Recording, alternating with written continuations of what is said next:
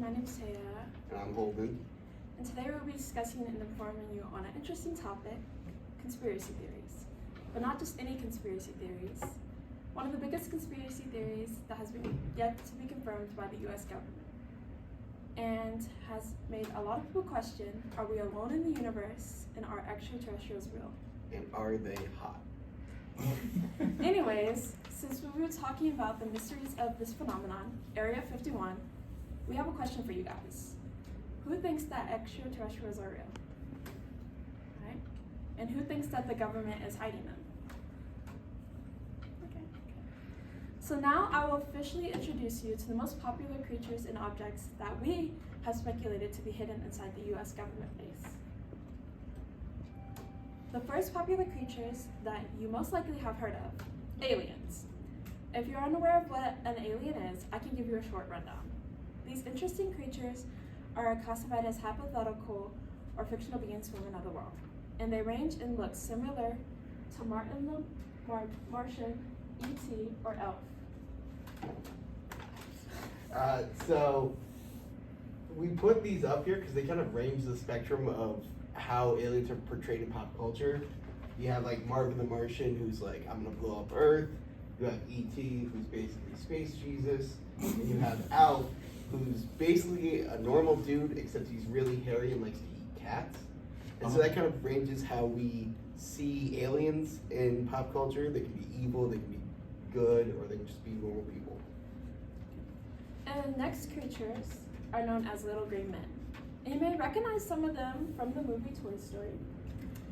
And you're probably wondering, aren't they the same things as aliens? And the answer to that question is no.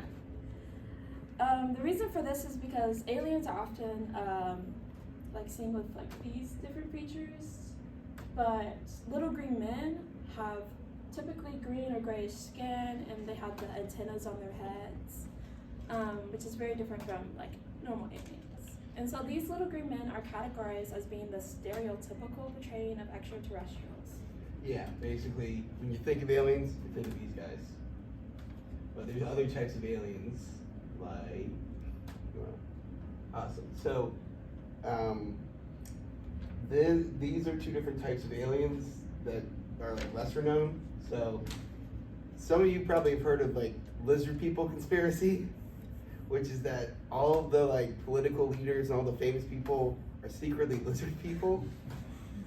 Some big ones were like every president ever, Queen Elizabeth. Basically, anytime there's a famous figure, they're usually thought of as a lizard person.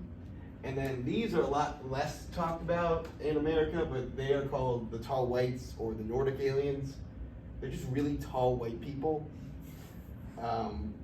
You can kind of see they have like elf-like features. So this kind of shows you that like aliens, even more realistic aliens, there's a wide variety of what people consider as aliens. Yep. And you may have also heard of UFOs, or unidentified flying objects. And these objects are typically what are portrayed as like what aliens use to get around in like maybe TV shows or movies. And they're similar to what human beings use, like cars or other forms of transportation to get from places to places. And so now that we've gone through the little rundown of what may be in Area 51, Tehya's going to tell us about the events that happened in a little story called the Roswell Incident. 1947, World War II has officially ended. Jackie Robinson breaks the color barrier in sports, and everything is in black and white for some reason. On a hot summer night, June 14th to be more specific, a pair of ranchers, W.W. Mac Brazel and his son, Vernon, were driving across the ranch. But things would soon change for Mac and his son. They discovered something strange, something inhuman, something out of this world.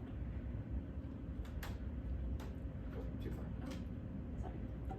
On his ranch, Mac discovered a large area of bright wreckage made up of rubber strips, tinfoil, and rather tough paper and sticks. He let it sit there for a few days, waiting for it to go away.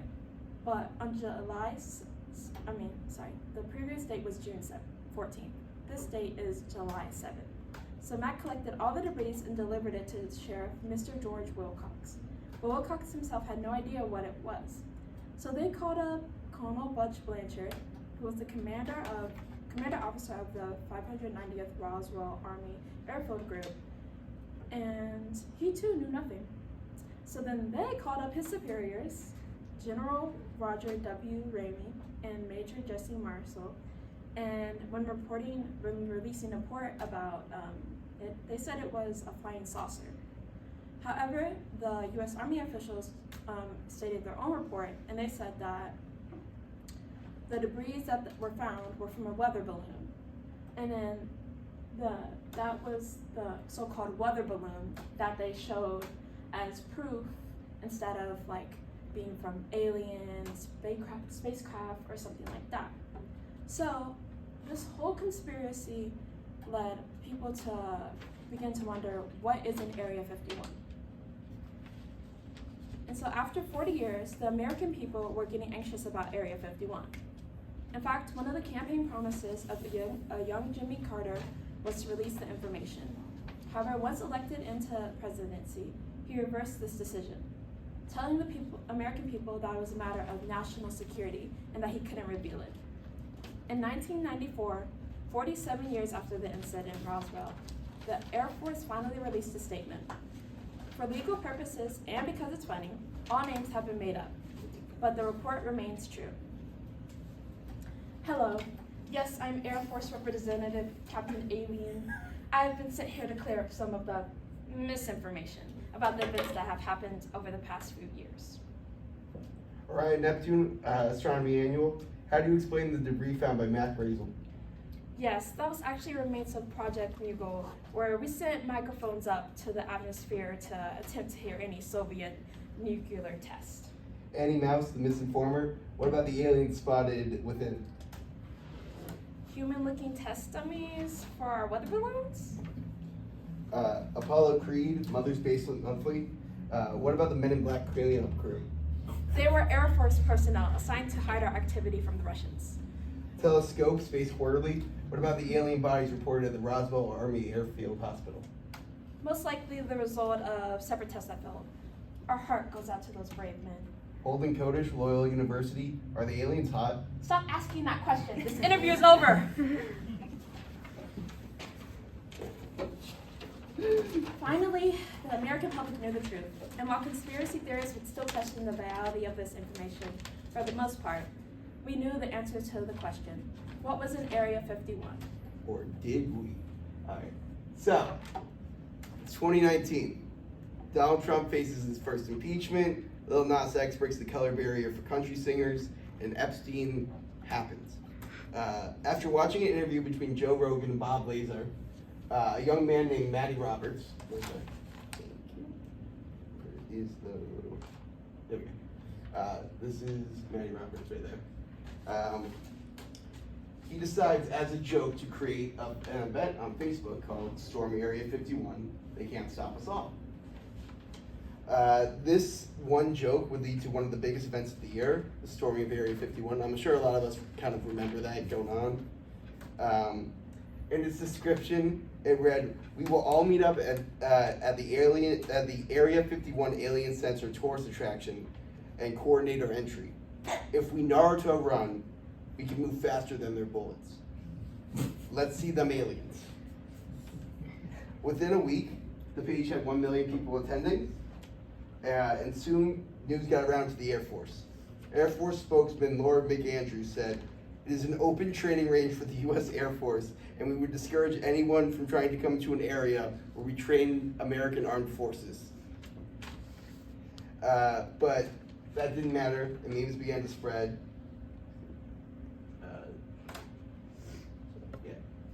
Right here. Memes began to spread. Tinder gave you the option to confirm you were going to storm Area 51. Pages like Storm the Church Vault, They Can't Stop All of Us, and Storm Loch Ness appeared to play off the success of the original meme. But as the day grew closer, the military began to prepare. The Area 51 personnel, people actually prepared against people doing Naruto runs.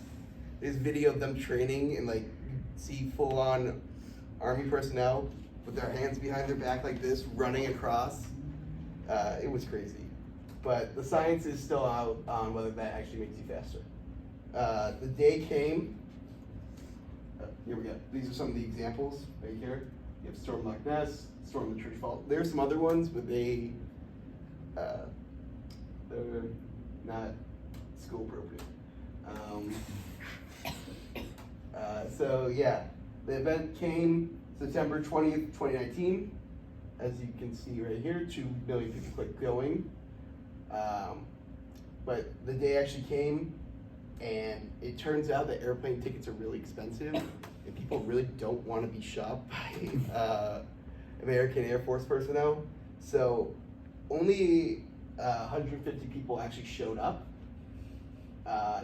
Even Matty Roberts decided like 10 days before he didn't want to go, so he called it off. I'm sorry, only 1,500 people showed up, and of those 1,500 people, only 150 actually went to the Area 51 base. You can see right here, this is one of the few people who did go, and you can see, this was like an actual news report, and this guy just kind of Naruto runs right behind him. So what happened instead was there were 2 concerts. There was Alien Stock right over here, and then there was Storm Area 51. That one's a lot closer to the base. Alien Stock was kind of closer to Las Vegas, if that makes sense. But they were both kind of taking advantage of the situation.